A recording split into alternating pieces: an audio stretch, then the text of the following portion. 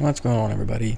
This is your buddy Wiz here, doing a quick recording of this Napoli match, which I thought was actually worth sharing with you guys. The Napoli's a really strong ship. Her biggest attributes are the fact that her secondaries are sap. She has really good turret angles, and she can deflect or over-penetrate shells really well, which gives her a unique advantage when it comes to the game. On top of that, she does have traveling smoke, which does allow the ship to basically get in and out of dangerous situations.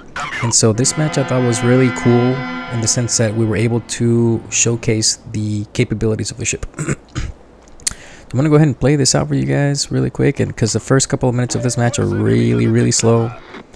As a matter of fact, the ship is quite honestly not effective when she doesn't have like the right conditions. So that is one thing that is a downside to this ship. If she doesn't get the right requirements or conditions, she's going to not really perform to her full potential, and so you must be totally aware.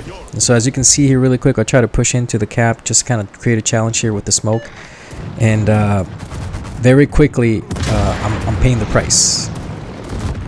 Another thing that is a true disadvantage of this ship is when she is in her traveling smoke, it's designed to keep her quiet and stealthy. It's not designed to have you shoot while you're in smoke and get away with it all the time. So she does have a pretty significant smoke bloom. Let me see here if I can pull that up here. Yep, I can't pull that out here. Let me see if it's I don't think it's in the turrets either. Yeah, so it's one of those stats that you have to kind of look up on the ship. And so highly recommend that if you are shooting inside smoke with the ship, that you are far away enough that you're not going to get spotted. That's one of the biggest things that the ship will punish you for if you make the mistake, especially if there is a destroyer nearby. Like in my case, I had a Akizuki very close to me, and that triggered me being detected while I was in smoke. So alright, so again, the match is kind of slow here. One thing that is also a limitation of this ship is her turret range. She only gets 13.5 kilometers, and so highly recommend that you fit her with a spotter aircraft. In this case, I actually was in a rush and I made the mistake of actually using my fighter aircraft, and as you can see, I'm pretty much hopeless. Like every time I try to push up to engage the enemy, I'm quickly found, spotted, and taking fire. So if you know the ship and its capabilities, you can overcome this by trying to find stealthy ways to get rid of destroyers. And so this in this particular match, I was pretty much hopeless for like the first almost 9 minutes of the match. It was pretty terrible. It was pretty bad. So I'm speed going through this really quick, just because again we're just trying to showcase again the issue. And one of the things that does help her out is like singling out targets and keeping your angling.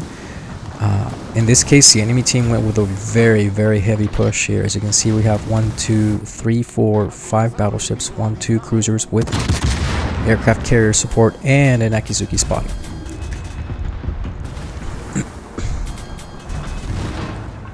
So our job here really was to delay the flank as much as we could. We do have teammates here on our left and our right that are trying to, for the most part, support the delay. So we have a Schlieffen, Conqueror, Mecklenburg, Thunder, and Defense. And as you can see, our ships are only able to continue pushing and punishing the enemy as they try to delay, because the enemy was firing at them, but the whole time our ships were spotted. And so that's also a disadvantage for our team. Now thankfully, the enemy team was not really good at shooting, and as you can see here, we haven't really lost any ships, so that's an advantage to us. So I really quickly realized here that I'm pretty much stuck here. I can't do anything, but I'm really just hoping that this Akizuki is going to actually push back into the cap in order to try to sneak torpedoes in. And so I'm actually placing myself here on purpose in a vulnerable state to see if I can trigger that Akizuki to actually push up and try to torpedo my location. It was a long shot. I figured, you know what, I have nothing to lose at this point. Everything's outside my range. I can't really do much. And so very quickly, you guys can see that all of a sudden there is a pile of smoke there, and actually that's not the one. It's actually a little bit further up here. This little Akizuki is going to push up and try to torpedo here. And so there he is. And so I kind of figured that was what's going to happen, so I went ahead and reacted to it. I did. Yes, I did. Ate a torpedo. I could have avoided that, but I messed that up.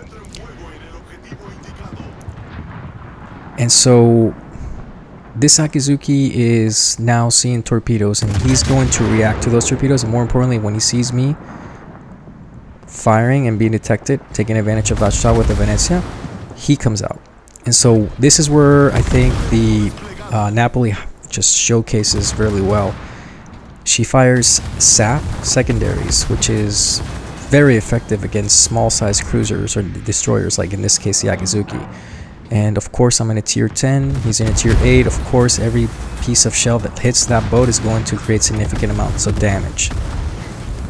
And I love this part because this part here, as also the enemy team starts pushing into the opposite flank, because we had a Des Moines that broke through the center, is actually what allows us to break free from this flank.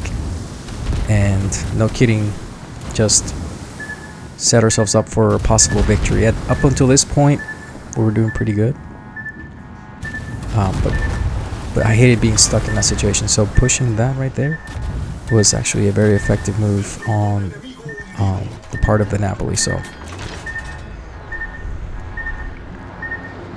now that you know, the Akizuki trying to dodge those damn torpedoes, man. Now that the Akizuki's out of the equation, and you know, about half of the enemy team departed the flank, now we can focus on where she shines better. And so in this particular case, we'll go ahead and we're going to try to use her concealment and distance, which is 10.3 kilometers, to stay inside the cap and capture the cap. So at this point, our team, friendly team, realizes, hey, we finally have a window, let's take it. I went ahead and left the cap so that I can position myself in a flanking position, so that we can start making those effective shots. And sure enough, they worked out really well. And we're able to reap the benefits of it. I think I want to say I citadeled him once, but then he started angling. Nope, I citadeled him twice, so that was good. Trying to get rid of that radar boat.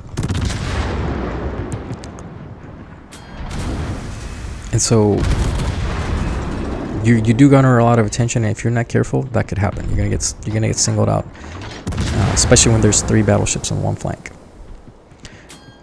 But nonetheless, I think the enemy team realized, okay, we don't have an Akizuki now.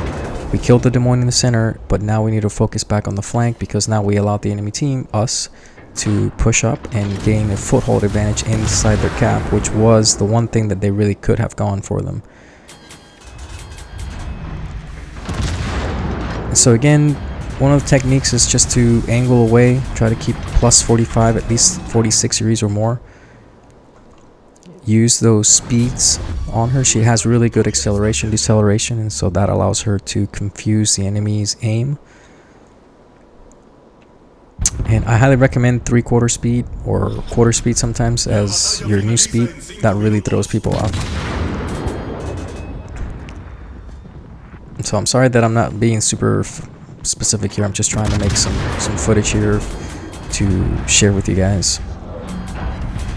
And even still, you can tell that the enemy team is starting to gain some advantage here. You can tell we're at 240, 257, they're at 243.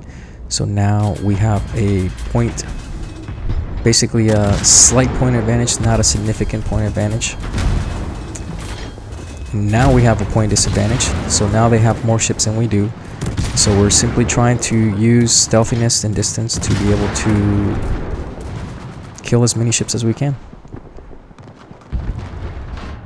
And again, this is not one of those ships that you can just push into the center all crazy gung-ho, like for example Schlieffen, for example. You do have to be very careful with this ship. She's very squishy. As you guys are going to see here in a minute, of course I get singled out, and The aircraft carrier is like, oh, okay, you don't have any fighter aircraft to defend yourself. I'm gonna go ahead and kill your Defiance, which he did. But I think at this point, the damage to the enemy team has been done. We have a point advantage. We are losing ships rather rapidly. And of course, here we go. That's when we die. And so we were in a very, very particular situation here now. And I gotta say though, the rest of the team pulled through. They started kiting away, and there was not enough time in the game to allow them to win. So it was a really good demonstration of the Napoli. Could she have done better in this match? I think I could have done better, but again, you know, you don't play a ship as often as you do. You kind of get these moments where you're trying to figure out what to do with the ship. So overall, it was a good match, guys. Hope you guys enjoy the video, and don't forget to like, subscribe, follow, and the whole shenanigans, guys. Hope everybody has a great day, and we'll catch up next time on the flip side. Napoli #1. There you go, guys. And 3.95 or 595 potential damage. We took a lot of damage away from our friendly team, so that was another way where the ship proved to be very effective. All right, guys, we'll catch up on the flip side. Thank you very much for watching.